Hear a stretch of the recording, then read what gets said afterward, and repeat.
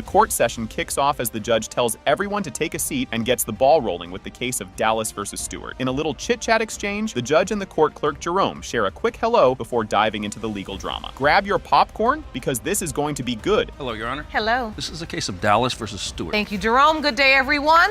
Ms. Dallas, you have dragged the defendant, Mr. Stewart, into court today to prove that he is the father of your newborn son, 1-month-old Lamar. Straight out of a soap opera. Right. Miss Dallas steps up with a bombshell, accusing Mr. Stewart of denying he's the father of her 1-month-old son, Lamar, and she's visibly upset over his denials given his shady double life. The judge meticulously confirms the spicy details of this paternity pickle, setting the stage for an unforgettable courtroom showdown. Hang tight, it's about to get juicier. Say you are shocked that he's denying he's baby Lamar's biological dad, especially since you discovered he's the one being a double life. Mr. Stewart, you claim that it's Ms. Dallas who's been far from faithful, and you believe that baby Lamar's dad, any one of multiple men. Here's where it gets a little awkward. Mr. Stewart attempts to downplay his initial fib about being single, claiming the topic of his marital status just didn't come up early on. The judge isn't buying what he's selling and calls him out on his duty to disclose he was still on the market. Well, sort of. Buckle up, because the ride's getting bumpier. You know, it didn't come up. You know, I felt like it didn't come up. Like,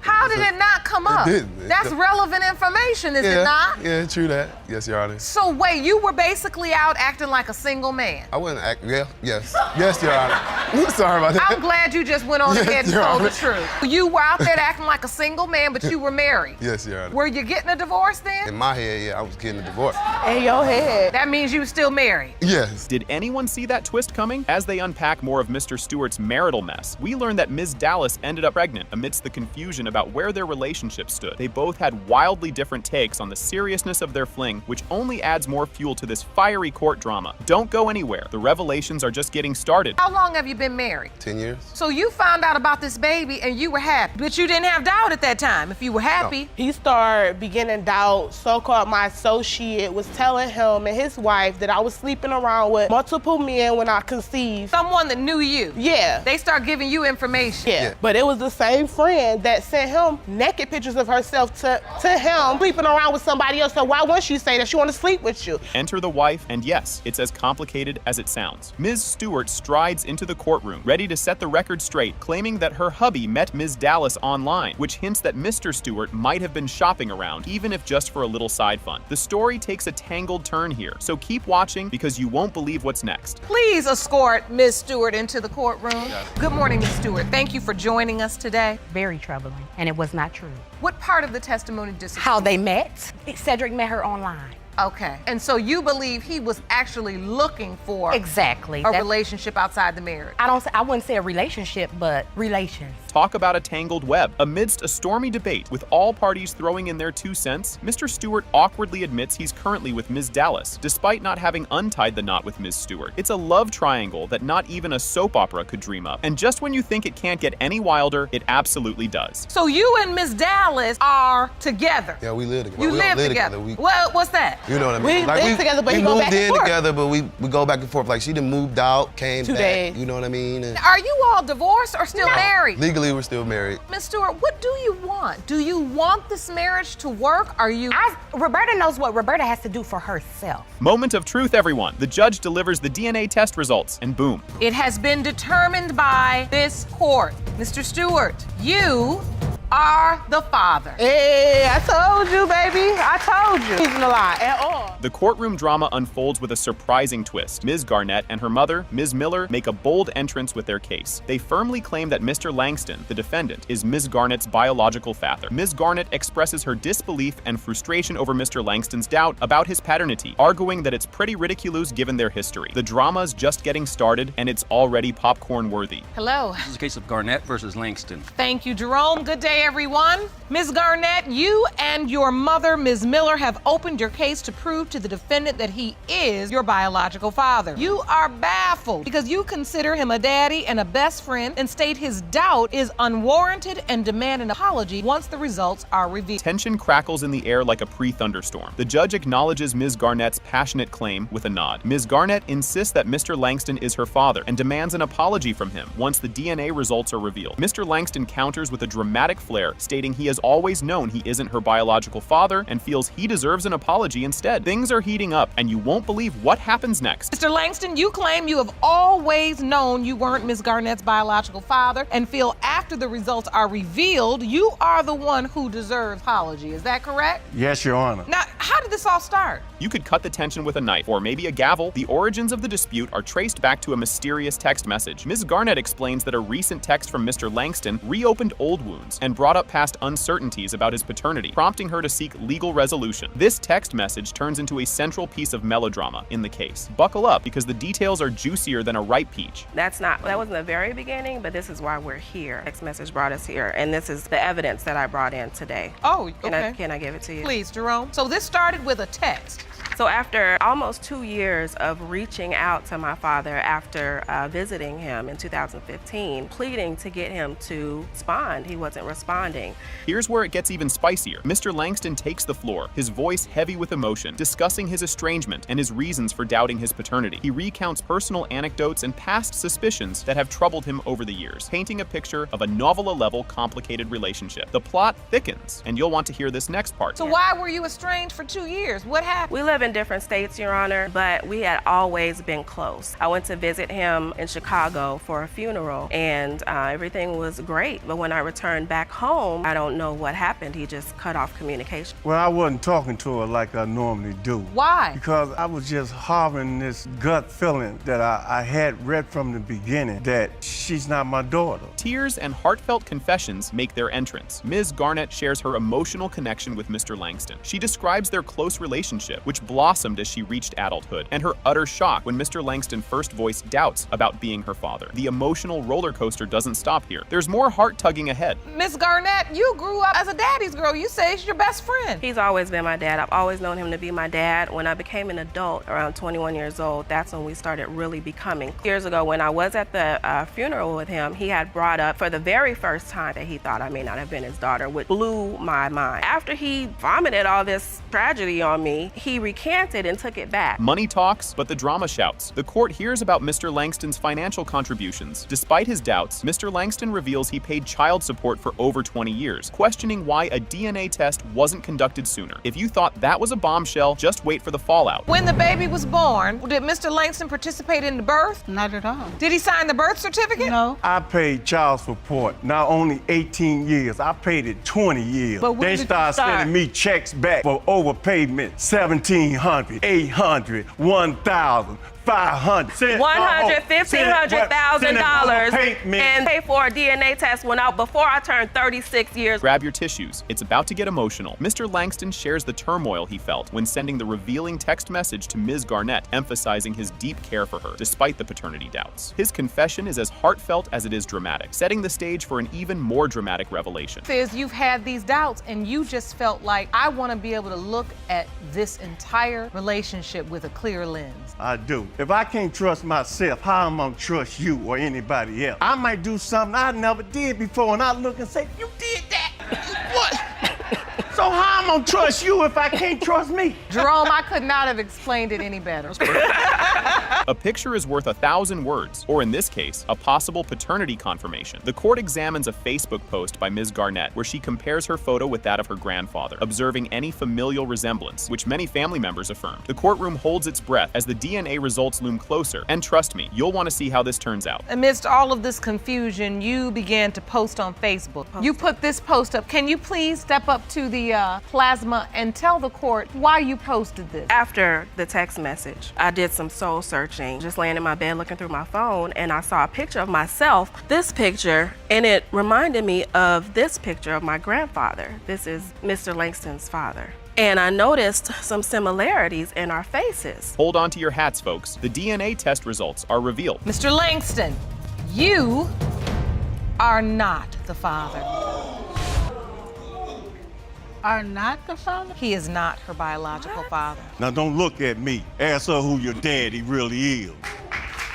Court is now in session, folks. The case named Dixon Vs. Hunt is announced, setting the stage for the drama about to unfold in this courtroom saga. Grab your popcorn because the show is just getting started. Hello, Your Honor. Hello. This is a case of Dixon versus Hunt. Thank you, Jerome. Good day, everyone. Ms. Dixon, you are furious that your husband, Stephen, denies he fathered your daughter, Tanea. You believe because you cheated in the past, he is holding previous mistakes against you. You plan to prove paternity today. Cue the tension music as Miss Dixon takes the stand. She admits to cheating in the past and asserts her intention to prove the paternity of her daughter, Tanea, to her husband, Stephen. This is about to get as juicy as a daytime soap opera, so don't go anywhere. Mr. Hunt, you state you caught your wife cheating on you and you are convinced you did not father 14-month-old Tanea. You say today's DNA results will determine the future of your marriage. Here comes Mr. Hunt, looking like he's ready to drop a bombshell. He expresses his doubts about being the father of Tanea due to the infidelity, emphasizing the critical nature of the DNA results for the future of their marriage. Hold on tight, because this roller coaster is about to take a wild turn. After prior infidelity was confirmed in their court. Yes, Take Your a Honor. look. I need to know if she's cheating on me. I have concerns if my daughter is mine.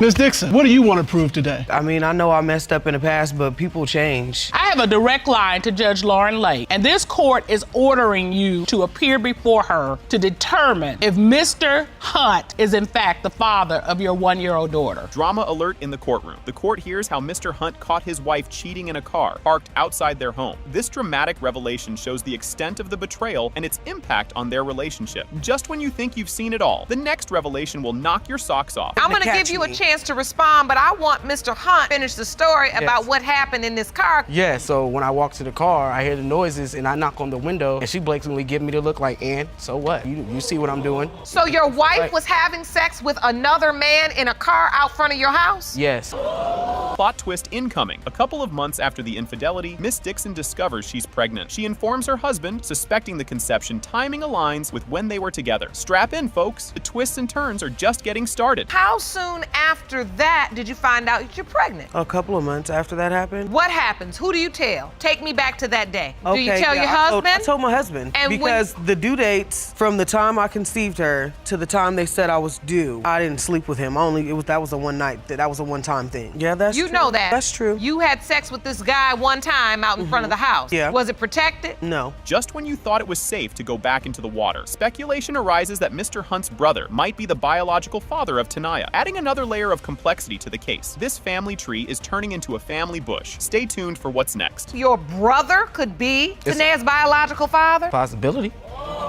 And you brought a witness. Yes. I'd like to hear from her. Please stand, ma'am. Miss Cooper, you are what relation to the defendant? I'm her aunt. You are the plaintiff's aunt. Oh, yes. This is interesting.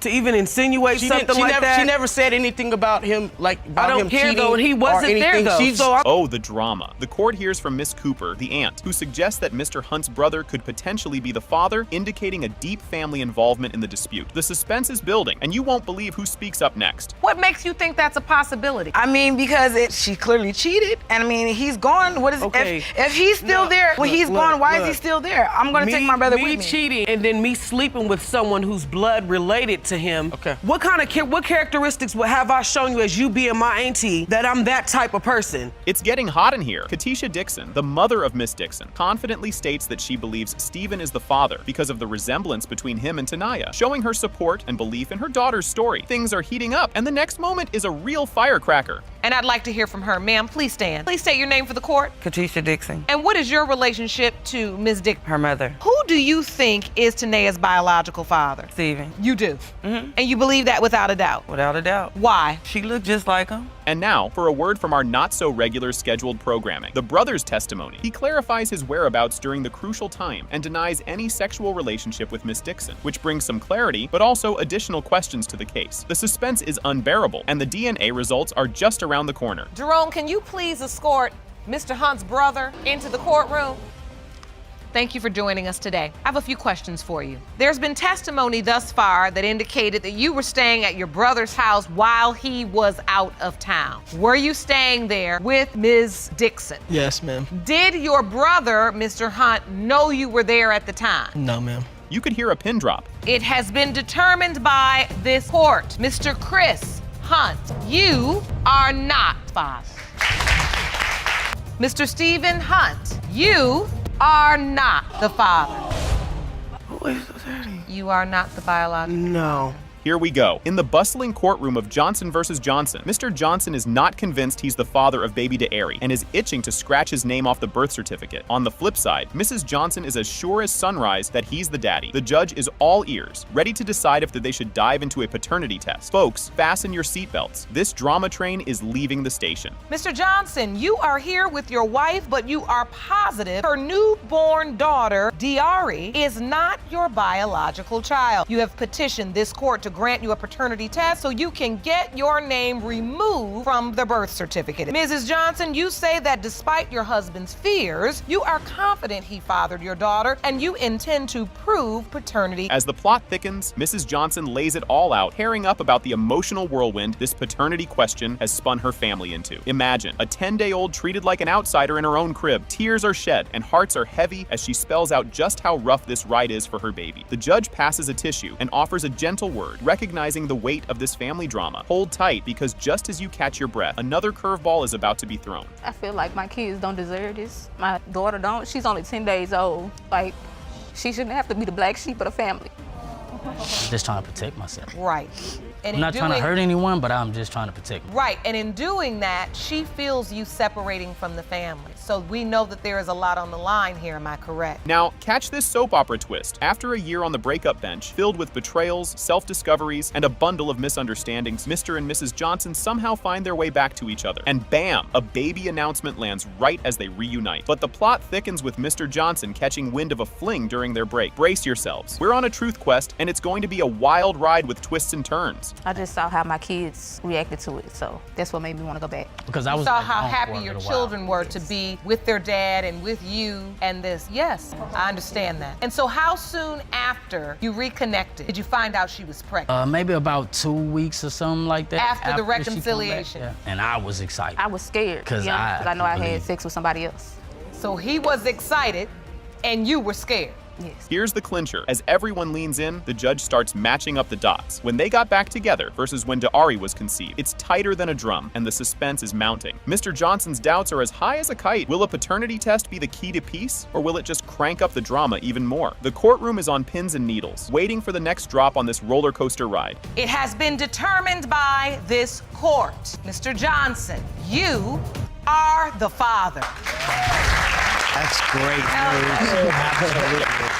Somebody called a Karen? Ms. Cameron kicks things off by introducing her situation, explaining the death of her partner and the urgent need to establish paternity for her child to secure death benefits. She emphasizes how crucial these benefits are for supporting her family. It's like an episode of a soap opera, but with real-life stakes. Ms. Cameron, you tragically lost the love of your life 3 years ago and now find yourself standing before me fighting that he is your child's biological father. You claim you desperately need to determine paternity so that you can file for the death benefits to support your family. Is that correct? Yes, Your Honor. Ms. Melvin throws a curveball and expresses her belief that Ms. Cameron is fibbing about the paternity of her child to unjustly snag those death benefits. She claims to have a truckload of evidence to back up her accusation. It's getting spicy now. You say your brother is not father, and you claim you have more than enough evidence to prove Ms. Cameron is lying about who her child's father is. You believe she's trying to receive death benefits she is not entitled to. So, Ms. Melvin, tell me, what upsets you most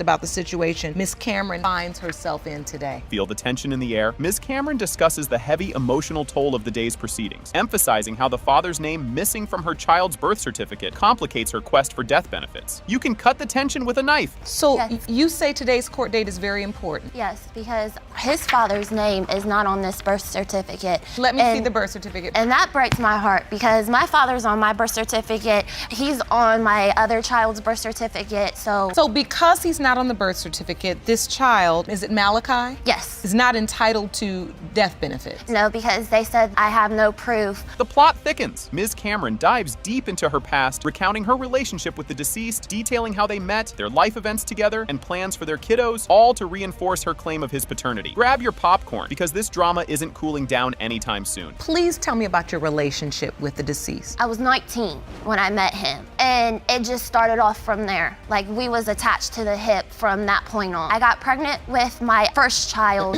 within 2 months of being in, and we went and got these pictures done like a month after we got together because we fell in love from, like, it was love at first sight, which nobody knew about that, only me and him, because we didn't, just in case I did not get pregnant, I did not want. Here's a plot twist. As proof of paternity, Ms. Cameron points to the striking resemblance between her older child and the deceased, suggesting a strong genetic link. If you thought it was intense before, just wait for what's next. Like, he does look like me, because I guess I got strong genes, but he looks like Jack. So you have an older child together? Yes. And then you planned for the next one? Yes, because I was like an only child, and it was not fun. I wanted someone for my other child to play with. So I went and talked to Mr. Rathert, so he was like, okay, we can go ahead and try, just let's keep it under wrap. Miss Melvin, during this time, your brother's in a relationship with Miss Cameron. You know about her, right? Correct. The drama escalates. Ms. Melvin shares a tale about the deceased doubting the paternity based on a past STD incident, cranking up the dispute over the child's paternity to a whole new level. This courtroom drama is turning into a full-blown thriller.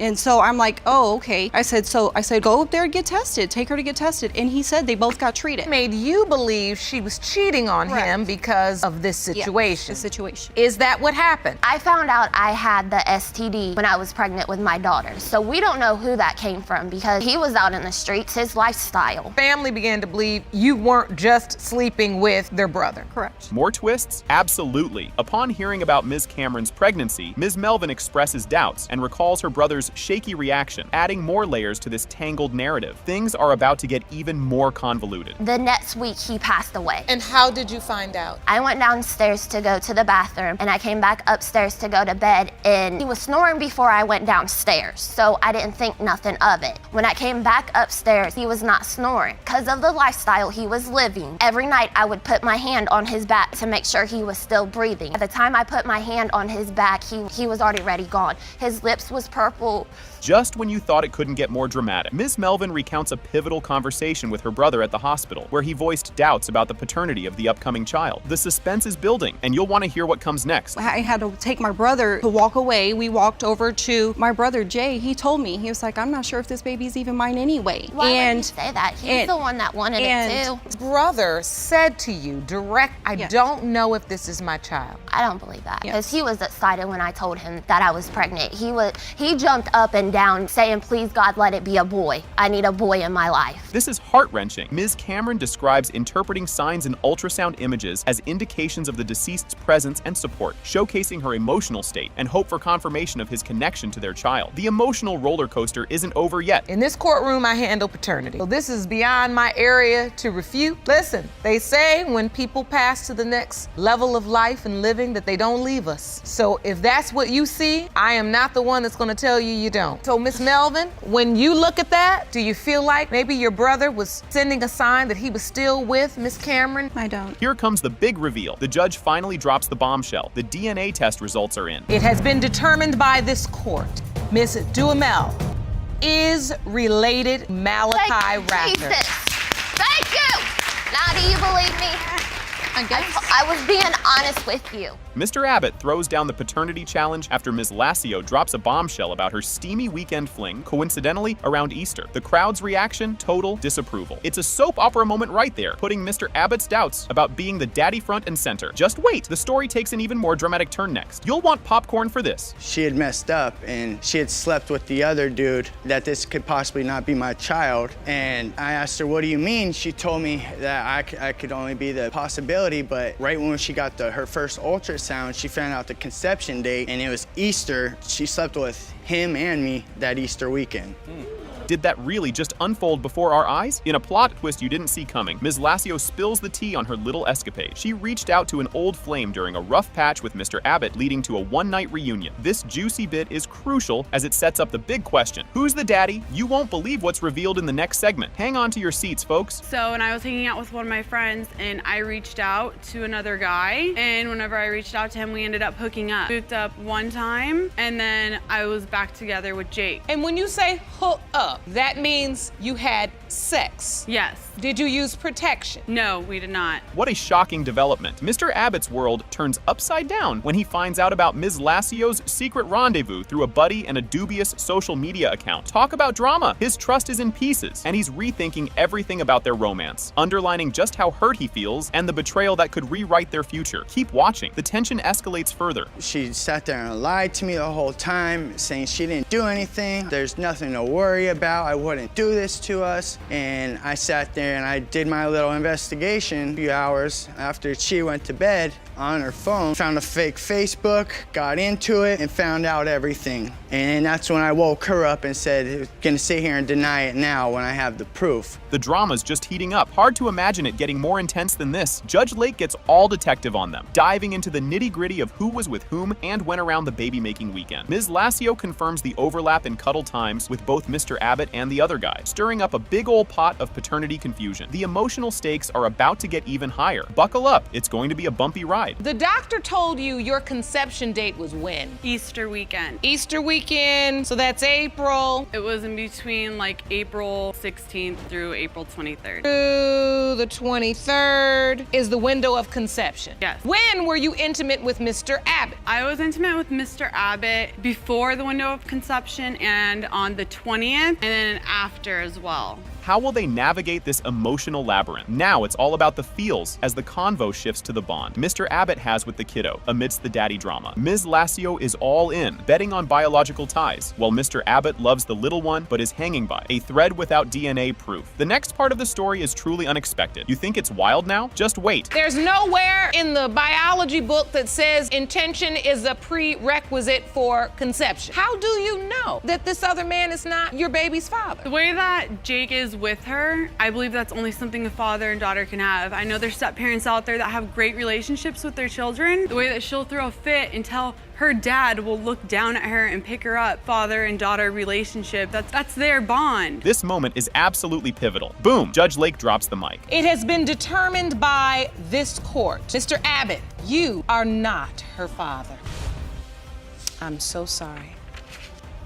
In a dramatic courtroom opener, Ms. Tillis lays down the law by declaring that Mr. Jalek, the so-called defendant, not only got her pregnant, but is now ghosting her and their adorable 2-month-old son, Jadens, pushing her right into financial drama land. She's super confident that today's DNA test is going to pin the paternal badge right on Mr. Jalek's lapel. Just wait until you see what happens next. Ms. Tillis, you claim the defendant got you pregnant and now refuses to do anything for your 2-month-old son, Jadens, leaving you in financial distress. You claim today's DNA test will prove that he is Jadens' father. Seriously, can you believe this guy? Mr. Jalek snaps back, totally adamant that he isn't the father. He's got some medical papers to wave around, which he thinks will clear his name, setting up a showdown you won't want to miss. The room's heating up, and the next part, oh, it's juicy. You say you are 100% certain you are not her child's biological father and have medical evidence to support your claim. Is that correct? Yes, Your Honor. So, Ms. Tillis, you say the defendant's paternity denial has left you in financial trouble? Yes, Your Honor. Explain. The day my son was born, he has done nothing for my child. Nothing? Nothing at all. Not a dollar? Not a dollar. Grab your popcorn, folks. Ms. Tillis isn't holding back. She dives deep into the tough life of a single mom, battling through her postpartum blues and a shrinking wallet. It's real talk with tears and all, showing just how messy life can get behind the legalities. And guess what? It gets even more real from here. And you're doing this all by yourself? Yes, Your Honor. Tell me, how is this affected? It hurts. Before I was pregnant with Jadens, I was having issues that I told Mr. Jalik about. I was hoping that he would be there for me, but he turned his back on me. Mr. Jalik, did you turn your back on the baby? No, Your Honor. Ms. Tillis and Mr. Jalek were college buddies, starting off all casual with some friendly hair braiding sessions that turned into something, well, a bit more tangled. It's the perfect setup for today's courtroom drama. You'll want to stick around for the next chapter. I was going to college for my associates in business where I met Miss Tillis. And at that time, I had long hair, so she's at school for nursing at the time, but she's a cosmetologist also. She started braiding my hair, and she started lightweight spending nights with me at my home. I had a 3-bedroom house. She used to come over. I moved in with him. Wait a minute, she said she moved in. Did she move in, or were you just braiding and bedding? That's what it was. It was both, but over time, I moved in with him. Just when you thought it couldn't get more twisted, Ms. Tillis drops a bombshell. She was sending nudes to her ex while still shacking up up with Mr. Jalek. Talk about stirring the pot and complicating who the daddy might be. Don't go anywhere. This roller coaster's only going up. Why am I looking at your phone and you got nude pictures going to your ex? Why you ain't with that ex? Miss Tillis, were you sending naked pictures to your ex while you were living in his house? I was. But only because he had females coming over to the house. Do you believe she was also having sex with someone else during the window of time that Jaden's was conceived? It's very possible, Your Honor, because I said we've been doing this off and on since 2011. Buckle up, because Ms. Tillis is about to lay down a timeline that's as confusing as trying to solve a Rubik's Cube in the dark. She's got dates that totally mess with Mr. Jalek's version of events, turning the paternity debate into a full-blown battle of the calendars. You won't believe the twist coming up. This is the conception date that the sonogram lady gave me. Me and Mr. Jalik messed around in October. More like early September. No, that's around the time she got it a car. was in the middle of October. Work with the home end of health. October, I messed with the other man without protection. Do you agree with that, Mr. The end of Jalik? October, No. it was the other man. No, ma'am. And here comes Mr. Jalek with a plot twist of his own. He's talking about some wild genetic trait that's supposed to be a family exclusive. And guess what? Little Jidance supposedly doesn't have it. This part's like a scene from a detective show where the missing clue is right under your nose. The suspense is building. It's a handsome child that she has, but he doesn't have the trait that me, my father, nor my sons have. It's a pre-auricular sinus. Yes, ma'am. Pre-auricular sinuses are inherited. And also, one study says the incidence of pre-auricular sinuses in the United States is estimated to be 0 to 0.9%. Very rare. Yes, ma'am. So 3 generations of men in the family have this trait. Yes, Your Honor. Enter Dr. Samantha Brown Parks, the genetic guru, who's here to throw some science into the mix. She's unpacking all the DNA stuff that could turn this case on its head. It's like a biology class, but with way more at stake. Make sure your lab goggles are on, because the results are about to explode. But I do know from the evidence you presented that it's very rare. So I'd like to bring in Dr. Samantha Brown Parks, our expert, to hear more about this. Jerome, will you please escort the doctor in? Go up on the witness stand right next to the judge. Watch your step. Hello, doctor. Hi, Your Honor. Thank you so much for joining us today. Sure. Here it comes, the moment of truth. The DNA results are in, and bam. It has been determined by this court. Mr. Jalik, you are the father. So here's the scoop. Miss Whalen admits to a relationship with Mr. LeBlanc, a married man, and claims he is the father of her 2-year-old son, Vincent. Mr. LeBlanc is determined to prove otherwise to save his marriage, while Mrs. LeBlanc states the marriage will end if the DNA test is positive. It's like a real-life soap opera, folks. Ms. Whalen, you admit you've been in a sexual relationship with Mr. LeBlanc, a married man, and claim he is the father of your 2-year-old son, Vincent Whalen. Mr. LeBlanc, you are determined to prove that you are not father of Miss Whalen's son in hopes of saving your marriage. Mrs. LeBlanc, you are at your breaking point and say if the DNA proves your husband is the father, your marriage is over. Now, get this, Miss Whalen details the moment she found out she was pregnant and shared the news with Mr. LeBlanc. He reacts with disbelief and concern about how to break the news to his wife, reflecting his anxiety and the complicated nature of their relationship. I mean, talk about drama overload. Asked me to take him. He sat on side my bed holding his head. When I took the first one, I gave it to him and it showed that I was pregnant. And he still sat there and said, oh man, this can't be true. This can't be true. You can't be pregnant. And it was only because he didn't know how he was gonna go back and tell his wife that I was pregnant. Well, he was only there for a while, though. You told him you were pregnant, you proved it, you took the test, and they said, oh my goodness. You wasn't so hold on. sleep with. Do this. You do that. Do this. Because it's like you sleep with her. Ladies. Plot twist incoming. Mrs. LeBlanc reveals she learned of the pregnancy through a text message from her husband, which included the phrasing, I can't believe I did this to you again, hinting at past infidelities and the ongoing issues in their marriage. Yikes, that text must have been a doozy. He sent you a text. A text. No phone call. A phone call's not even good enough I for need that. to see you face to face. Can I speak with you face to face? None of that. It was through a text message. What did the text say? The text message stated, I can't believe I did this to you again.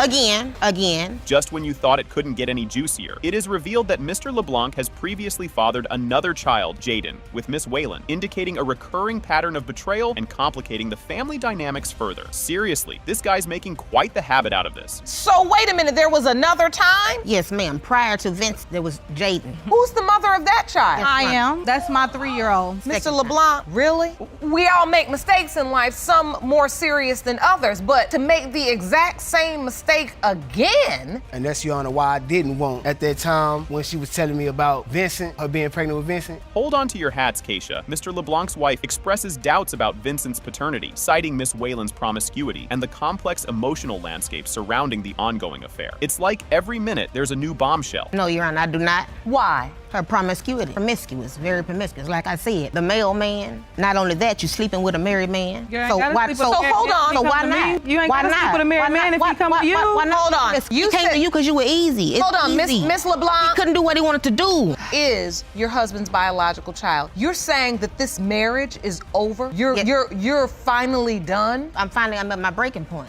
And there's more. Mrs. LeBlanc articulates her exhaustion and despair, signaling that she is close to ending the marriage if the paternity test for Vincent is affirmative, underscoring her emotional turmoil. Stay tuned, because this roller coaster hasn't hit the brakes yet. You all have children together as well, am I correct? Yes, Your Honor. How many children do you have? 2. So you say you are at the point now that you would break your family up because you've just had enough. And you understand that, Mr. LeBlanc. Yes, Your Honor, I do. Is that why you're not acknowledging and claiming the paternity of Vincent the way you did Jaden, because you're afraid your wife is gonna leave? No, ma'am, it has nothing to do with that. It has nothing to do with my wife leaving. It comes about, okay, look at the name Vincent. Who is Vincent? Where'd she get the name Vincent from? Grab your popcorn. Miss Whalen's grandmother testifies, believing Mr. LeBlanc is the father based on his presence and involvement during the relevant period, adding a generational perspective to the discussion. Grandma's stepping into the ring now, folks. Did you know that already? No. You heard it in court for the first time? Yes. And now that you've heard that, does that change how you feel about the situation? Well, if she come out and he's not, Mr. LeBlanc's not the father, then I just know my granddaughter was a sneaky little hoe that bypassed me, and I didn't catch that. But I honestly don't believe that. See, whores sleep around. Whores leave their husband and go sleep with other men. Let's turn up the heat. The judge discusses the broader implications of Mr. LeBlanc's actions, focusing on the emotional and familial strain caused by his infidelities and the presence of multiple children from different relationships. It's like a telenovela with legal briefs. Ms. Whalen, I don't know how long you gonna stand around here being good time girl. Oh, I'm not. I don't know. I know you weren't sitting on the porch as a little girl playing with your dolls talking about, when I grow up, I want to be this married man's good time girl, so whenever his wife kicks him out the house, he can come over my house and we can make babies, and then that is not your dream for your life. You will never convince me of that. Here comes the mic drop moment, the climactic moment when the DNA results are read.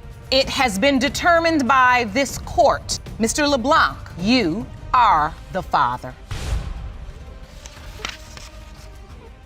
Oh, what a hearty hello from our ever-charismatic judge, followed by the unveiling of the case, Salvo versus Gonzalez. This juicy setup introduces us to the intense paternity dispute between Miss Salvo and Mr. Gonzalez concerning their adorable 1-year-old Amaya. Oh, it's gonna be a wild ride. Hello, Your Honor. Hello. This is a case of Salvo versus Gonzalez. Thank you, Jerome. Good day, everyone. Ms. Salvo, you claim that around the time you conceived your 1-year-old daughter, Maya, you carried on a sexual relationship with the defendant, Mr. Gonzalez. Yes, Your Honor. Just when you thought daytime TV couldn't get any spicier, Miss Salvo lays it all out, claiming she and Mr. Gonzalez were more than just passing acquaintances when she got pregnant with her daughter, Amaya. She's on a mission to prove he's the dad, driven by her fear of Amaya growing up fatherless. Cue the emotional music and close-up shots of teary-eyed audience members. Grab your tissues. This is just the beginning. Desperately want to prove Mr. Gonzalez is her biological father because it will break your heart if she has to grow up without a dad. Yes, Your Honor. Mr. Gonzalez, you state you're also hoping Amaya is your daughter. Yes, Your Honor. But because of Miss Salvo's repeated lies, you have no idea if it's true. Here's where it gets tasty. Mr. Gonzalez steps up, hoping against hope he's the daddy, but also throwing shade with claims of Miss Salvo's not-so-exclusive dating schedule during baby-making season, including a scandalous liaison with his best bud. Oh, the drama! The courtroom's buzzing, and so is my popcorn maker. You argue that Miss Salvo had sex with multiple men, including your best friend,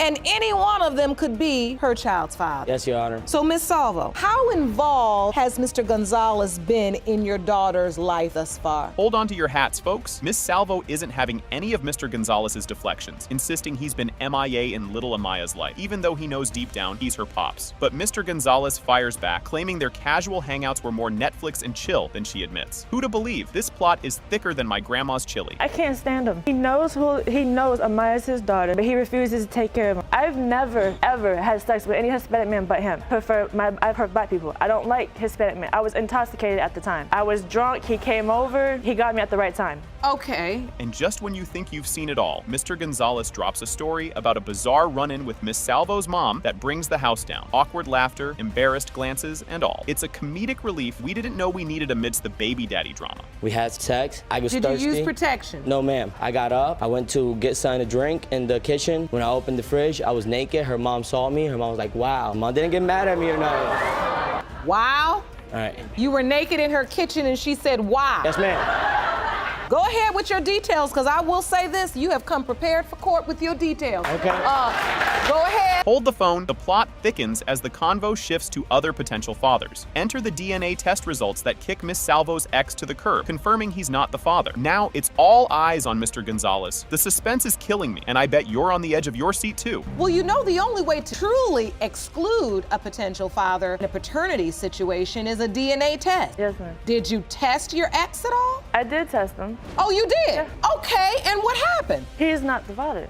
Well, that's what your evidence is, Miss Salvo. Okay, so you had your ex tested, and it would reveal that he was excluded as a possibility. Yes. Bam! The DNA test results are in. And guess what? Mr. Gonzalez, it has been determined by this court that you are not the father.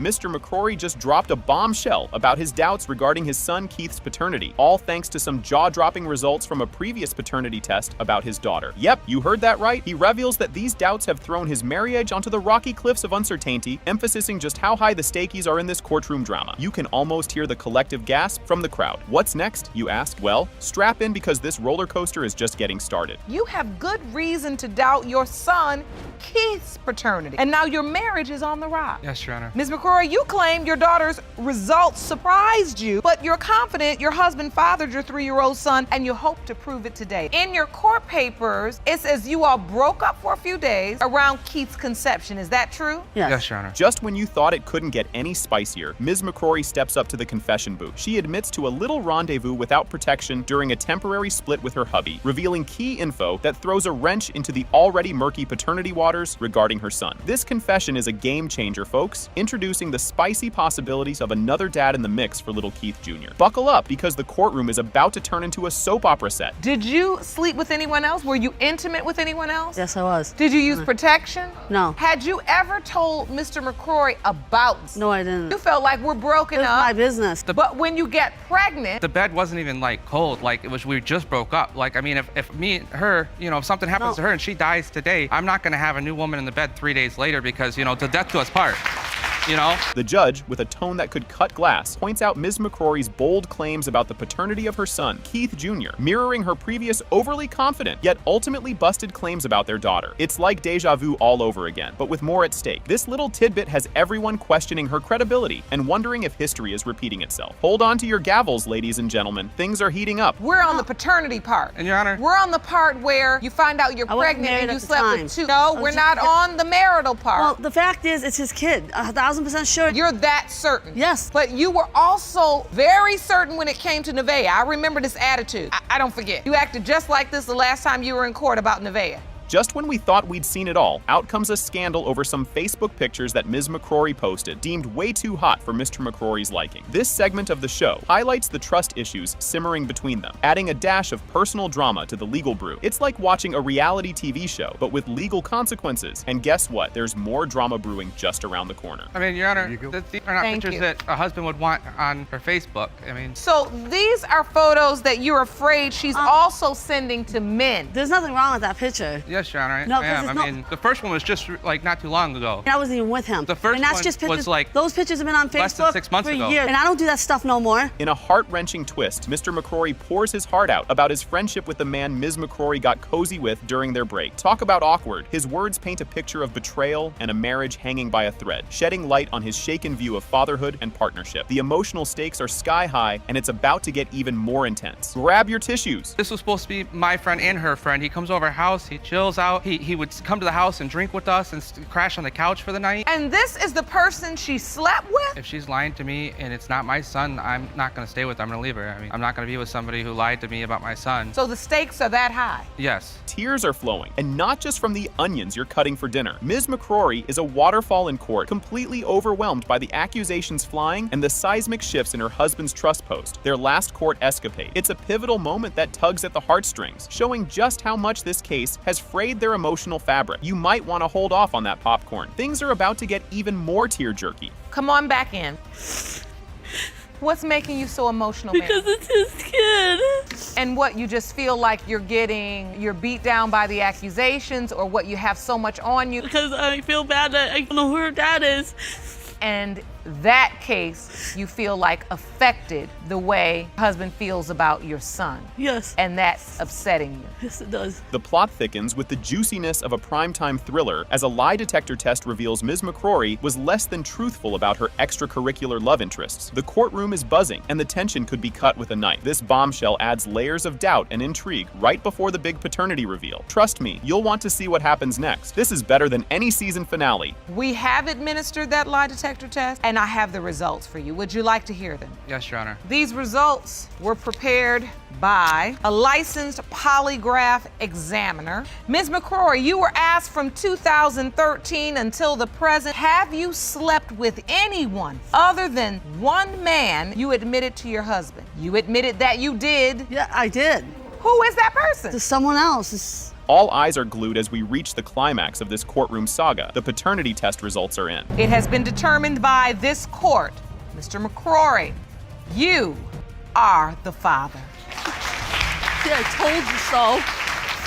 So here we go. Judge Lake kicks things off with a cheery hello, as if we're at a garden party and not a courtroom drama. Ms. Fuel steps up with a big claim. Mr. Burnett is her biological father, and he's been denying it just to throw shade at her mom. She's not just here for the drama, though. She wants some serious closure. This is a case of Fuel v. Burnett. Thank you. Good day, everyone. Ms. Fuel, you say that Mr. Burnett is refusing to admit that he is your biological father. You say the only reason he's denying you is because he would rather drag your mother's name through the mud than take responsibility for his actions. Enter Mr. Burnett, cool as a cucumber, completely denying he's Ms. Fuel's dad. He admits he and her mom were an item once upon a time, but hints that the lady had a few other gentleman callers. So who really knows? The plot thickens, and you can cut the tension with a knife. You admit to having a sexual relationship with her mother, but say there are many other guys, and you couldn't possibly be her father. Exactly. Ms. Fuel, so you're 31 years old. What happened that made you finally want to establish paternity? Well, Your Honor, in September of 2015, my brother was murdered.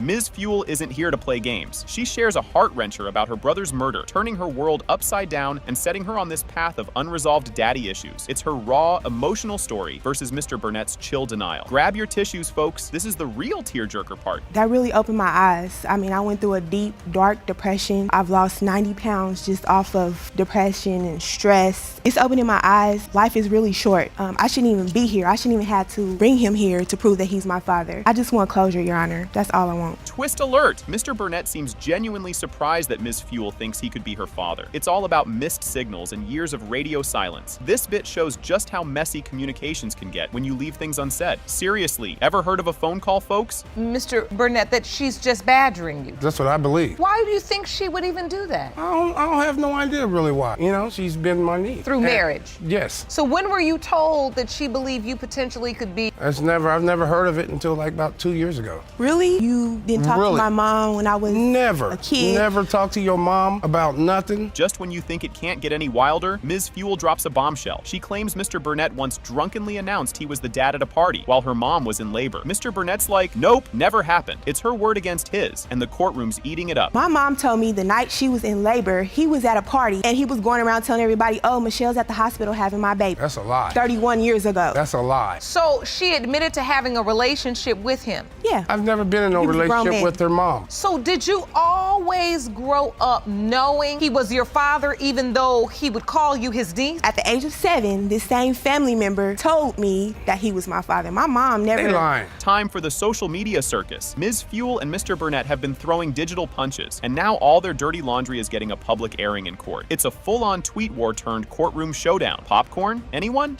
His daughter right there, posted a meme that said something about fathers ain't. She knows he hasn't been in none of his 3 kids' life either. Whatever. He's a deadbeat father. Okay. It's what I was told, and I commented 100. That's true. Does anybody have any of these messages? Ron, can you hand me that evidence, please? Here you go, Your Honor. This is after her Facebook post. The first one starts, Mr. Burnett says, "Stop it, Toy, there ain't no proof." Mr. Burnett plays the forgetful card, denying any and all father-daughter dance promises and claiming he never agreed to foot the bill for a DNA test. Ms. Fuel insists he's fibbing. The he said, she said gets juicier by the minute. Who needs reality TV when you have this? And have the father and daughter dance with me, but he did not show up. That's never been You said never to said me. that? No. We're under oath, right? Yeah, we sure are. I hope so. You never told me? No. You never told me you was gonna. No, she's not my daughter. Why would I show up at a father-daughter dance? Well, maybe because you were her uncle and you knew she didn't have a father. No. Did you ask him because you believe truly that he's your biological father? I didn't ask him. He offered. He said, I would be honored to have that first dance with you. Drum roll, please. The DNA results are in.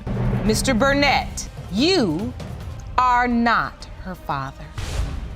Apologize. I'm sorry. Sorry. It's okay. There's no apologies. It's all right. Ms. Whittier steps up, full of fire, claiming Mr. Reed is the dad of her almost 2-year-old son. Mr. Reed, on the other hand, is throwing some serious shade with his medical doubts, causing all sorts of drama and chaos in their love life. Miss Whittier is on a mission, though she's all into proving he's the father and settle this soap opera once and for all. Hello, Your Honor. Hello. Case of Whittier versus Reed. Thank you, Jerome. Good day, everyone. Ms. Whittier, you say that you are sure Mr. Reed is the father of your 22-month-old son, Lucas, but the defendant's paternity doubts have led to confiding and tension in your relationship. Now, hold up, this next bit is juicy. Mr. Reed dives deep, sharing his emotional roller coaster over his bond with little Lucas. But those pesky doubts about being the bio-dad are gnawing at him. Picture this. Their romance kicked off like a scene from a movie, with Mr. Reed playing hero during a faux drowning mishap. Talk about an icebreaker. They've had their ups and downs, including Mr. Reed taking a timeout from the relationship, leaving both of them in a sea of emotion. Mr. Reed, you believe it is medically impossible that you are Lucas's father. You say you bonded with him at birth and have taken care of him and loved him every time you look at Lucas. All right, Ms. Whittier, if Mr. Reed didn't have this doubt, where do you think the two of you would be right now? I think we would be married, moving on with our lives. The conflict that constantly drags our family down. Just when you thought it couldn't get spicier, enter the ex with a vengeance. Ms. Whittier's former flame throws in a scandalous twist by sending a racy video, cranking up Mr. Reed's jealousy to 11. This guy starts thinking the worst, fueled by neighborhood gossip, leading him to bounce and shack up with an old flame, who, let's just say, isn't on team paternity. All the while, Miss Whittier is dealing with some serious baby drama that's putting their future on the line. Jumps in the pool, so I'm laying in the lawn chair, tan on. And here she goes. I look up, she's in the pool, and I'm right behind her, and I come up looking for her, and she's swimming around. That's so cute. It's adorable. I love that child also. You obviously introduced yourself to your real-life superhero. Yes, we had dinner later that night. Didn't see each other for about a week. He was there for a reason and I couldn't get him off my mind. So I called and we spent quite a bit of time together. Breathe deep, because here comes a real nail-biter. After dodging a major health scare with a blood clot, Ms. Whittier's pregnancy goes DEFCON 1, high-risk style. Mr. Reed, maybe feeling a pang of guilt or heroics, comes rushing back to play the supportive partner through a super tense hospital vigil. Enter baby Lucas, arriving in a storm of stress and sporting a rare case of albinism, which has Mr. Reed scratching his head because nobody in his family photo album is flipping through albino genetics.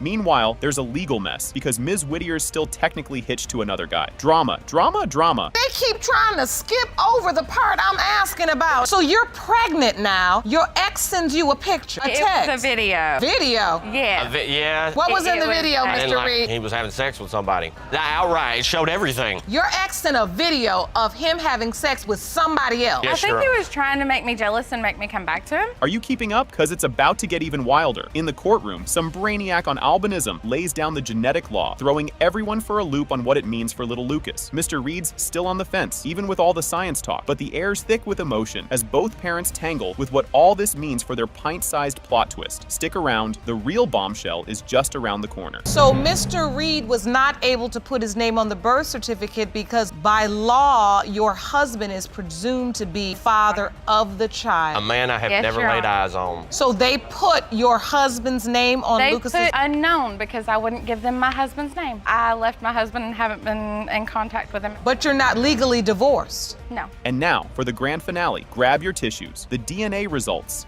It has been determined by this court. Mr. Reed, you are the father. A lot. Okay, folks, strap in, because this one's a doozy. Judge Lake announces the case of Fuller vs. Nelson. Mr. Fuller and his mother have come all the way to court to stake their claim that Mr. Fuller is the biological dad of Ms. Nelson's adorable 2-year-old daughter, Milani. They're totally convinced Ms. Nelson previously gave the thumbs up on Mr. Fuller's paternity and even let a father-daughter bond blossom. I mean, talk about family drama. Mr. Fuller, you and your mother are here today to prove that you fathered the defendant's 2-year-old daughter, Milani. You say Ms. Nelson led you to believe that you were her daddy and build a strong relationship, but now wants to rip her away from you. Yes, Mom. And here's where it gets spicy. Ms. Nelson is like, sure, he knows my kid, but she drops the bomb that he's definitely not the dad. She's even talking about cutting all ties if the court backs her up. This moment just cranks up the emotional volume for the episode, laying out the serious stakes for everyone involved. Buckle up, because the emotional roller coaster is just leaving the station. You are now certain that he is not your child's father and will prove it in court. So, Ms. Nelson, what are your intentions today if the DNA results prove you're correct? They will never see my daughter again, and their time just has expired with my child. Wow. That's kind of harsh considering they have a relationship with her, isn't it? Hold up, what's this now? Mr. Fuller dives into his tale about the bond he's got with Milani, talking about how Ms. Nelson let the kiddo crash at his place overnight. That's big, right? Shows a heap of trust and relationship building mojo between Mr. Fuller and the little tyke at that time. You'll want to stick around to see how this plays out. I got a bond with Milani. She'll bring her hair to me. She'll let her stay the night and everything for about 3 months. Not 3 months. I'm positive. You sure? I'm positive. Have you allowed Milani to spend the night with him? I have allowed her to spend the night with me. We have this baby 2 to 3 months. You guys had her for whenever a few she weeks. need us to leave. You had her for a few weeks. Day one when this girl called me, I said, oh, I'm a grandmother. I said, I never called you. Nelson. I've never been had the number to get in contact with you. Get this, Ms. Nelson had to slide into Mr. Fuller's Facebook DMs to drop the news about the pregnancy after he ghosted her calls. Ouch, right? This whole not talking directly thing just throws another wrench into the gears of this paternity puzzle. Keep your eyes peeled, because the twists are just getting started. Say you never called his mother. She never called his mother. I didn't even have his mother's number. She called my phone and said she was pregnant. When she had to go to appointments, she called and let us know too. What? We accept that baby from day one. From day one. Anything that you ask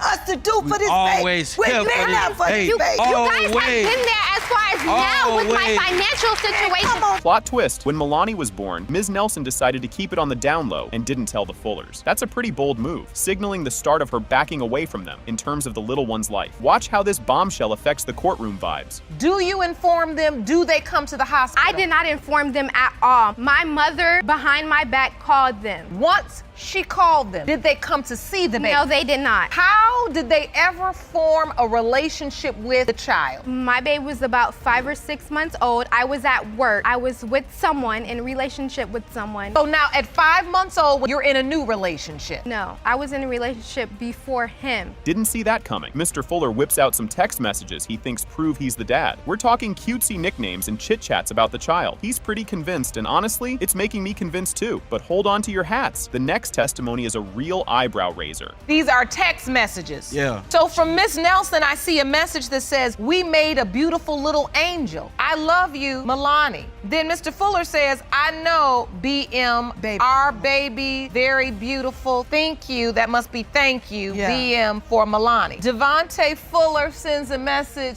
beautiful, BM. And then Miss Nelson sends, thanks, Here's where it gets even juicier. Ms. Johnson, Ms. Nelson's mom, hits the stand and she's Team Fuller all the way. She thinks her daughter's mixed feelings about Mr. Fuller's daddy status are tangled up in some other dude drama. The plot thickens. You won't want to miss what's coming up. It's a jaw-dropper. Upstairs and have a seat next to the judge. Ms. Johnson, thank you so much for joining us today. You're welcome. Do you believe Mr. Fuller is Milani's biological father? Yes. Why do you believe your daughter cannot even believe that's a possibility that he's her biological father? The other guy. The other guy. Whoa, curveball. Ms. Nelson throws out there that she never wanted Mr. Fuller in the picture from the get-go. We're peeling back layers of personal conflict and regret over the connections that got too deep too fast. The courtroom's about to get hit with some real talk. All of this emotion and attachment is almost by default. And she's acting like Because I don't understand how you so angry with two people that love your child so much. They have So even in my chambers, I mean, because I had to prepare for y'all. I didn't know it. I did not know storm was coming like this, but I knew this was going to be a very interesting case. The tension is electric as Judge Lake is about to drop the DNA bombshell. Mr. Fuller, you are not her father. I knew it. I knew I slept with. I knew it. I knew it. Take this baby from us. Judge Lake kicks off the dramatic showdown involving Mr. Rash, who is desperately seeking paternity results for his two kiddos, amidst suspicions that his wife, Ms. Fuentes, has been playing musical beds. Mr. Rash spills the tea about his wife's escapades, including ditching him for another fella and having a slumber party with not one, but 5 brothers from the same clan. And hold your horses, because this roller coaster is just... You won't believe this fiery exchange. As the heat turns up, Mr. Rash and Ms. Fuentes dive into a tit-for-tat over her alleged indiscretions, with juicy details about scandalous text messages and debates over relationship statuses during her extracurricular activities. This argument heats up with accusations flying faster than a popcorn kernel in hot oil. And just when you think it can't get any more heated, wait till things are about to get even spicier. Enter Mr. Judd, the man Ms. Fuentes claims could also be the father of her child. He confirms their fling, but seems unsure about his role in the baby-making equation, hinting that the family soap opera might be messing with his head. The plot thickens, and trust me, you'll want to stick around for the juicy bits coming up. Just when you thought it couldn't get more tangled, Mrs. Judd steps into the fray, shedding some light on her perspective of Ms. Fuentes as practically family, despite the bedroom bingo with her sons. She suggests that embarrassment and family dynamics might be swaying Mr. Judd's paternal doubts. And folks, the tea is piping hot and about to be spilled. So she had sex with several of your sons. What do you feel about that? She'll do anything in the world for me, and I'll do anything in the world for her. I love her children. Her children look at me like a grandmother. I look at her like a daughter. And seriously, I think the only reason why Chuck would say that the fact that she did sleep with his brothers, he's afraid of what they're going to think. You are the father. Oh my God.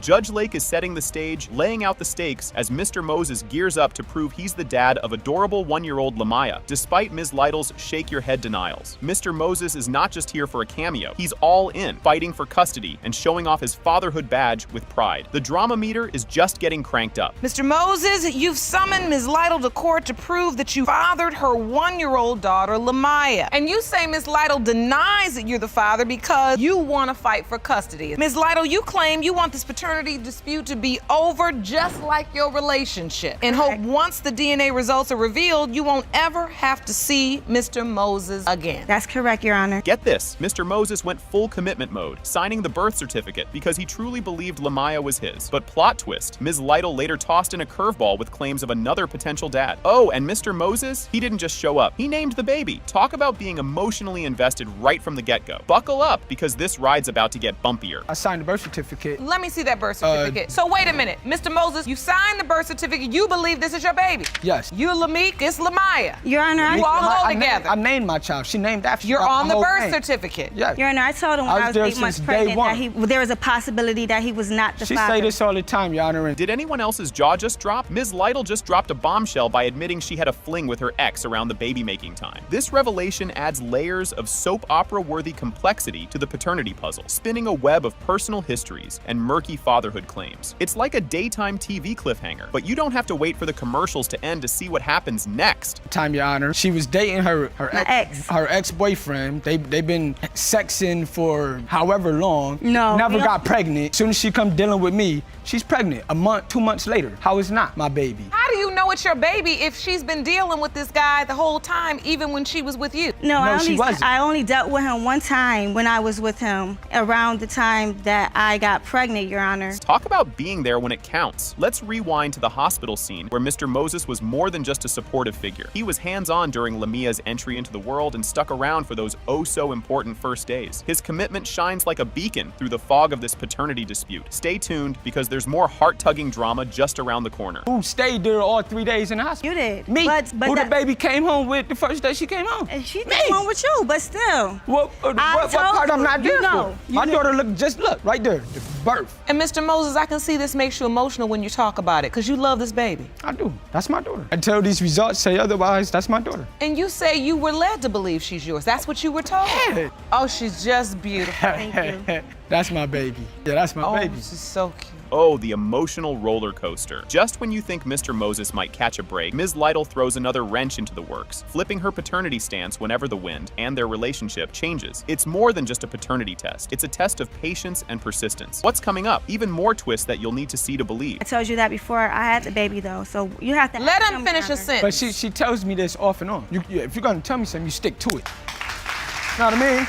Don't be on the fence. You know what I mean? Oh, we on good terms now. Come get your daughter. Come. You know what I mean? Oh, I don't like you now. No, can't get her. Stick to one side. And in comes Mr. Green, the other contender in the Who's Your Daddy saga, summoned to the stage by Judge Lake. His testimony could turn the tables, or just add more seasoning to this already spicy story. It's like the final episode of your favorite series, where everything could change in a moment. Grab your popcorn, because this is about to get epic. I get it now. Your ex, Mr. Green, is here. I'd like to hear from him. Ron, will you please escort Mr. Green in? Yes, ma'am. So let me make sure I have an understanding of this. She came and told you, I'm pregnant. Well, you all been dealing with each other. She says you're her ex. But once she told you that, she also admitted openly Mr. Moses also was a potential father. And then she added, but he's stepping up to the plate. He stepped up. And boom goes the dynamite. DNA results are in, and Mr. Green takes the fatherhood trophy home. This isn't just a paternity reveal, it's a plot twist that could spin off into its own series. Poor Mr. Moses, whose fatherly dreams just took a nosedive. But don't go anywhere yet. There's an emotional epilogue you won't want to miss as we see how everyone picks up the pieces. It has been determined by this court. The biological father is Mr. Green. You are the father. Can you believe this twist? Mr. Thompson spills the beans on his growing doubts about the paternity of his 4-month-old son, Micah. He's tangled up in worries about his wife's faithfulness and is really hoping Micah is his kiddo. But man, the doubt is real. So here he is, throwing down his heartache in court. Brace yourself, because this drama is just heating up. Your wife has a newborn, 4-month-old Micah Pate Thompson, who you hope is your baby, but say your doubts are overwhelming. Mrs. Pate Thompson, you hope and pray the results reveal that your husband is Micah's father for the sake of your family and your marriage. Is that correct? Yes, Your Honor. Mr. Thompson, tell us about the current status of your relationship. Seriously, talk about a plot twist. Mr. Thompson lays out the cold, hard truth about the nosedive his marriage has taken. They're rocking separate bedrooms, and the love life is on a serious hiatus. This emotional frostiness and the whole no-cuddle situation are feeding his paternity paranoia big time. And guess what? It only gets more tangled from here. We don't sleep in the same bedroom. We haven't slept in the same bedroom in years. We haven't had sex probably in about 7-8 months, and it's just, she don't like to cook, she don't like to clean, she don't like to work. It's a lot going on other than Micah. So it's, like I said, every marriage is not perfect, but it's just. Wow, did you feel that? In a super raw moment, Mr. Thompson lays it all out there, confessing his deepest hope that Micah is truly his son despite the roller coaster his marriage is riding. The fear of playing dad to someone else's kid is gnawing at him, yet he's all in for this little guy, no matter what the DNA carnival reveals. Stick around. The emotional roller coaster takes another dive soon. You want this baby to be your biological child, but you truly doubt. I would love for him to be my son. If he wasn't mine, I don't know if I could raise another man's child, but with everything going on and the connection that me and Micah has together, I can't let another child, especially another black child, grow up without a father. Oh, the good old days. The couple takes a trip down memory lane, back to when sparks flew and love was in the air. They reminisce about how it all started with that zing of chemistry, contrasting sharply with their current gloomy days. This bittersweet flashback really sets the stage for the mess they're in now. Don't Don't flip the channel yet. The story's about to thicken. At some point, you all were happy together. Yes, we met in college. We had a class together. And he sat behind me, cracking jokes, trying to copy off my test. Next thing you know, we were talking and we were together in a relationship. And it was good. We were inseparable. You couldn't see him without seeing me. Did anyone catch the details on their wild wedding? They share the scoop on their offbeat, hurry-up wedding bash, painting a picture of a marriage kicked off on a quirky, somewhat chaotic note. This backstory really sheds light on the struggles shaking up their union today. Hold on tight, because there's more chaos to come. Yeah, it wasn't the most ideal situation, but we made the best out of what we... But absolutely, and that's what it's all about when you're coming together to build a life. Right. So where did this go wrong? What went wrong was when me and LaToya first started getting into marriage and stuff like that, I had found out she was doing some things that she shouldn't have been doing. Text messaging, meeting up with guys and stuff like that. Here's where it gets spicy. The courtroom dives into the messy saga of cheating and distrust that's been the season's highlight. Mrs. Thompson drops a bombshell about her not-so-professional trip to Atlanta, tying directly back to the whole who's the daddy drama with young Micah. You'll want to see what happens next as the plot thickens even more. At what point did you find out she was with someone else? When I came back, we was under understanding that I was gonna come back and we was gonna work on our marriage. She told me that she was going to Atlanta for a job interview. I said, what job interview you going to? And she named a couple jobs off and I said, okay. Me being me, and